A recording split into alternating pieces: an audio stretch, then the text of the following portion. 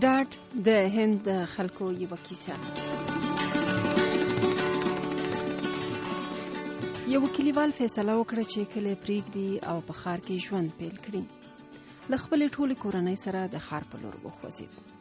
د سفر په دویمه غرمه د پیل یوې ګورې ونې ته ورسېد.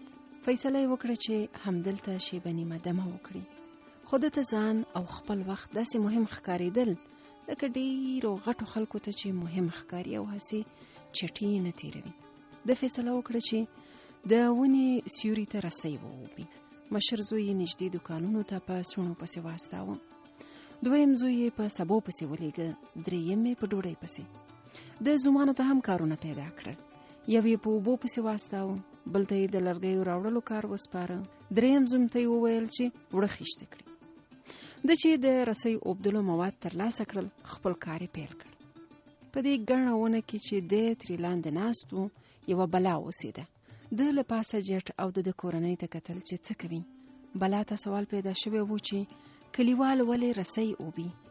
له ونې راښکته شوه او پوښتنه یې ورنه وکړه چې دا کار د څه دپاره کوي. د کورنۍ مشر خپله ویره پټه کړه. کار ته یې دوام ورکړو او بلا ته یې وویل ستا لپاره چې رسۍ جوړه شي ورباندې تړم دی. بلا ریږد واخیسته. که څه هم ډېره غټه وه خو بې زړه وه. بلا د کلیوال پښو ته ولوېده او زاره یې ورته وکړي چې ویې بخي. بلا دا هم ورته وویل چې زه به یوه پټه خزانه په ګوتو درکم او شتمن به دې کړم، خو مه مې تړه. کلیوال د سرو او سپینو مالک شو.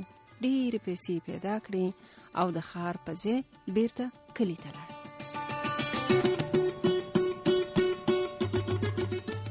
کله چې د ګاونډي واورېدل چې د څنګه شتمن شوی دی، نو ټوله خیلخانه یې راغونډه کړه او د ښار لاره یې ونیوه. د پیل ونې ته ورسېد، ورتاو شو. د ونې ډډ ته یې ډډه ولګوله او په زامنو او زومانو یې امرونه شروع کړل.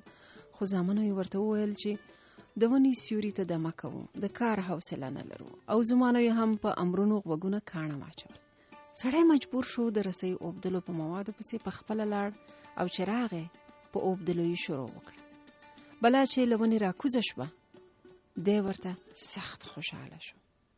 بلا ورنه پوښتنه وکړه دا رسۍ څه ته جوړه یې؟ ده ورته وویل ستا لپاره که نه چې ورباندې ودې تړم. بلا موسکی شوه.